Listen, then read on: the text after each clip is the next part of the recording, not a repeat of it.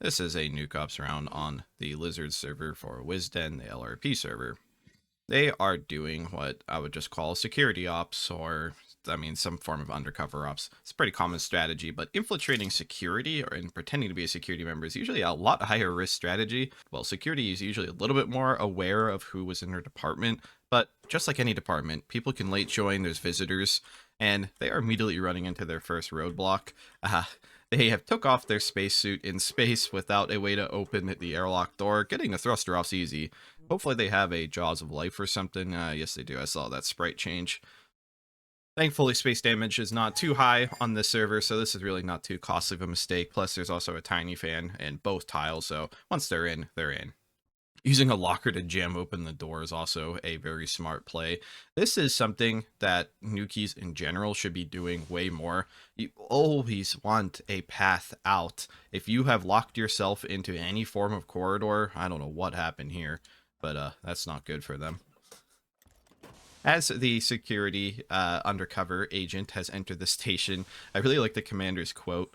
They just said that we are basically putting all of our eggs in one basket, and yeah, this is a pretty ballsy strat. They spend a decent bit of time wandering maintenance and a little bit in the halls, but this is probably what I would call the first real interesting interaction. They met up with a bunch of security officers and just did the usual space station, everyone starts hugging each other thing, but I mean, they check out. They have a fake mind shield. I spectated their character to see it. I know you can't see the UI, but yes, they have a fake mind shield. They do have an EMP implanter, I guess, if somebody tries to catch them with the stun. And they have like a burn auto injector and stuff, so they have the ability to deal with a light amount of combat, but none of their armor they're wearing is actually real. They also accurately reported that a security officer that they know to be like a good security officer just didn't even notice they were fake. So they're basically relaying back to their team that the plan is going well. Some more time passes, it's fairly uneventful, and they finally use their pinpointer to locate where the captain is. The captain is off on their own in this like EVA wing of the station. It's pretty detached from the station, and they are doing a very classic trick. Obviously they have thieving gloves, but they are doing a classic trick of drinking water and literally just standing next to the captain in this random conversation, stole the bag, and then they did this beautiful, brilliant plan. They put the water bottle back down and pointed at it. And that instantly, even if you're a really experienced player, that'll take your eyes off of the things. This game, especially when you're just in a lone conversation, a dead part of the station, has very little moving parts. So the second you see somebody point and a new sprite appear, you're looking at that, not your backpack that you've had on. Like that, there's no like animation of your backpack disappearing. It's just pixels disappearing, but the pointing, that's an animation. The text popping up, that's an animation. It takes your eyes away. A bunch of people at Dead Chat are really upset at the captain for getting like caught out for something that looks so simple, but reminder that it's so easy to notice things as a ghost. But when you're talking as a captain, especially looking at your radio, talking to a person in front of you, they're dropping things in front of you, pointing at it, you're going to be looking at that stuff. Not everyone's like overly hyperly concerned with their backpack. And it took the captain maybe actually 10 seconds to report that their backpack was missing. They did notice, just not the literal instant it disappeared. Operative is running into some issues right away, though. They are wandering through a spaced maintenance. They got caught on fire, and they thankfully spacing damage is low. Otherwise, they would have already died because they have been in a spaced room for at least about 40-50 seconds. So they are pulling through. They do have meds though, so I have no doubt they couldn't heal themselves. They have found themselves back to the jarred open door, and this is brilliant. If they didn't jar open this door, they would have been caught right here. The head of security literally found them as they were exiting, but since they kept the door open, they were fine. The head of security literally jumps into space, shoots a stray bullet at them, and they got away. They have exited out of the station. Something that wasn't immediately apparent is the commander, upon hearing they had the disc, immediately came towards the station on their own, and they actually killed the head of security who was in pursuit of the agent who stole the disc. Some time passes, and yes, that commander who killed the head of security comes out and grabs the operative with the disc and carries them back to the shuttle, and this crew calls the shuttle because the disc is missing, and they saw the commander in the blood red very common, especially in LRP, for people to call the shuttle the second Nukies are spotted. I don't know why that's such a tradition, but it just is.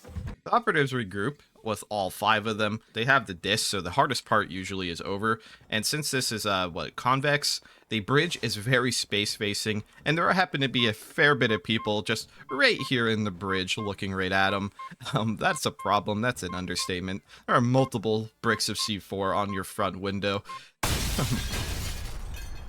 Gotta clean that up. Well, it's kind of hard to clean up your own blood, but you could try. Poor janitor. Fighting kicks off pretty quickly. I mean, people are obviously already armed because the blood reds were spotted. And this is an interesting bridge to hold because this bridge has multiple side entrances. Like, you connect through this larger outer command door. You have this maintenance door up there. There's a science connection. There's a lot of connections to this bridge. It's actually a complex bridge. And in usual fashion, well, maybe usual is the wrong word, there is a gigantic lube bomb. And due to the width of this hallway, it covers quite a lot of room. I'm not sure what that China Lake was for. I guess just to open things up. And the Juggernaut also apparently doesn't have their mag boots on, which doesn't even look like they have mag boots, but they also don't have nose slips, so that's going to be not great for them. The PAI is upset at them by quite a bit. The station's nuke has been armed a few feet away from where its original position is, stuck in a bed of lube. But it's armed in a way that, I mean, you could just slip in, get onto it if you come from the north. Opening up firelocks, which in this case is actually good because it could cause a person to slip all the way into them, more vulnerable. More crew starting to show up. Having the antique laser without any bloodshed is a very, very strong thing to have as Nukies. They basically they skip the battle of attrition. Now it's just they can use all their equipment they want in 5 minutes. Hop with mag boots attempted to get a disabler shot out, but they had no body armor, and the superior fire rate of a C-20 just pretty much insta-killed them before anything happened. This half-destroyed wall here is actually working out really good for the Nukies. I don't know how intentional that was, but it's letting them shoot through one of the primary airlocks.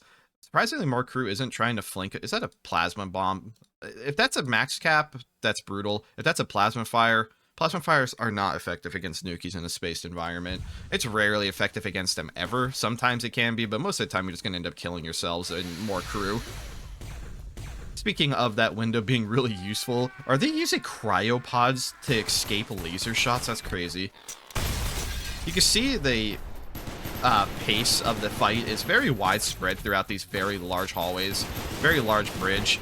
I really like when security officers realize they're slipping, but they still have a gun in their hand, so they'll just stand still and try to get any bullets off they can.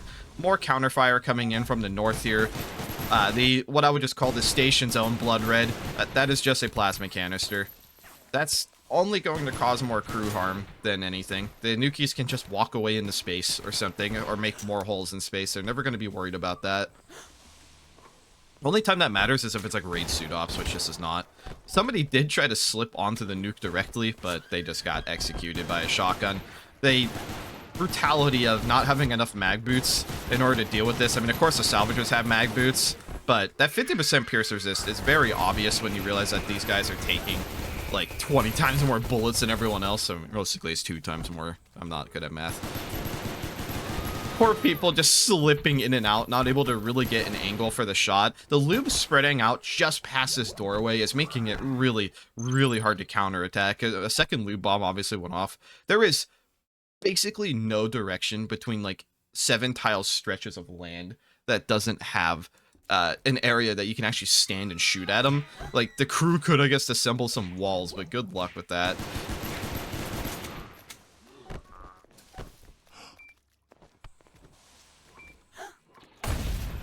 Some explosive grenades being tossed. Nukies also did a really good job of spacing further into the halls. They're really forcing the crew to have a hard time with these firelocks, and I mean, spacing damage, even if it's low, is still not irrelevant. A lot of these people don't have there's a decent bit of people here that don't actually have any form of spacesuits, so they're just going to be getting whittled down.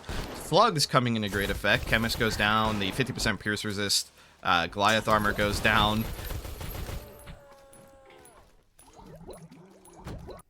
So far, the only people who've had much of a chance in actually fighting here are people with the ability to not slip. Oh, that was brutal. watching people slip and slide for several tiles just to get one shot by a shotgun is always so hard to watch. Stinger grenades going off. Actually, I think that was a shrapnel grenade, not a stinger. Just anyone who managed to get the mag boot can do a little bit of damage, but you're not going to be able to kill 5 nukies when every person in the crew can only really go in one at a time. That's what makes lube just so utterly brutal to fight against, is that there's just not enough no-slip equipment in the game. Lube doesn't really evaporate unless it has like water, which getting a clean nade in here, which a clean nade would help a lot, but the janitor died earlier, and I can't check the crew manifest to see if there's more janitors, but trying to order a clean nade during this, you're not gonna have enough time to do it, so you have to use, oh my lord, that dude's just gone. There's nothing left.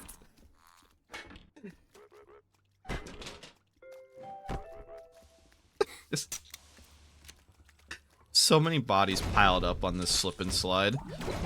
Hard to watch. Not really. I like watching crew die. Captain standing there, somebody wearing the captain's equipment. Managed to actually get quite a few good camera shots down this hallway. People desperately just trying to slip into the nuke, I think. Just trying to do anything at this point. They've wasted a lot of bullets just slipping and sliding away. Like... yeah, the crew, I don't even know if anyone even got the UI open to even start defusing the bomb. But, well, I guess you could say, I don't think a single Nukie actually survived that. They kind of just held it the entire time. What people slipped and slide against the nuke.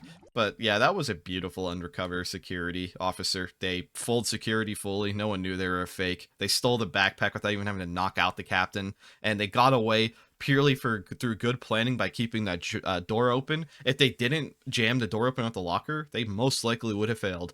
And it's tiny little details like that. It makes all the difference in this game.